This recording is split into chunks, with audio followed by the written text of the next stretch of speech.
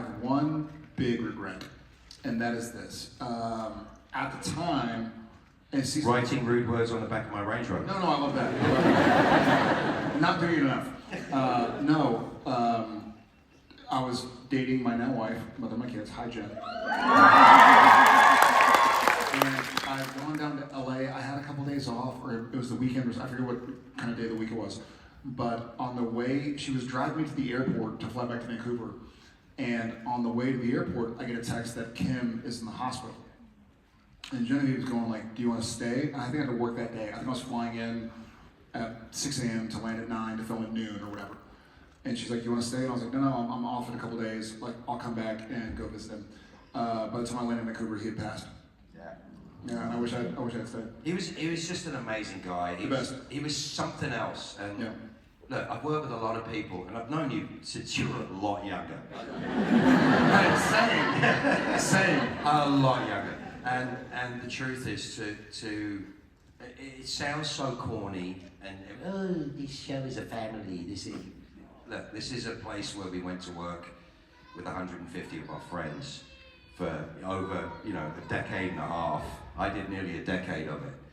And I think the energy that he instilled upon how to behave on a set was absolutely the reason why anybody could walk on that show and be treated like gold. You could succeed. If you came with your A game, you were looked after and you were carried. And if you were crap, you were looked after and you were carried. I swear to God, I have seen a couple of people that didn't, I won't ever say what it is, but didn't make it beyond a certain small amount of an arc, and they just didn't have the right thing or didn't get it or whatever. Yeah, or the right attitude. We even had people that recurred and returned who maybe they weren't as solid of an actor as a Mark Shepard or a Mark Pellegrino type, but they were good enough and they were kind. And they showed up and they wanted to work, and they wanted to laugh, and they knew their lines, and they hit their marks, and they showed up on time, and there's no bullshit. It was like, okay, we can work with this, and so let's keep on going.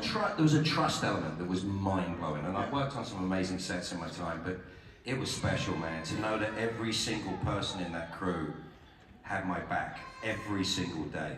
When we did the end of season 8, when you and I were doing hours and hours and hours of this stuff, right, so in between shots, you gotta move lights, you gotta move cameras, you gotta do stuff, and they don't have to be quiet. They're working all day. They've been there 3 hours before us. They're leaving 3 hours after us. And it was a long trip. It was like an hour away from town on some like beautiful lake that fills the beach. When we went to the stage, when we came back to do the interiors, and we did the interiors in there, they didn't make a sound between takes for 2 days because the boys are being serious, we'll support them. And that's how we got through those pages and pages of stuff. It was a couple of 2 or 3 days or something. It was 2 or 3 days. And then Jensen and Elena come in. It was nuts. It was so, but you see all the gag reels, right? You see how silly everything gets. And the reason why the gag reels are fun is because we work hard, so one mistake. Never forget. I will say this, a lot of y'all know Mark and have known him many times or met him many times, and a lot of y'all can agree with me, he doesn't shut the fuck up ever. I talked the way through 6 heart attacks, trust me. Other than the 2 or 3 day span where we were in that chapel, and it was before the AKF campaigns, it was what Sam was going through in a very different way was similar to what Jared kind of had gone through and was going through. And so I went to a weird place. It's the only time in my 480 episodes of television I've ever listened to music during, in between scenes.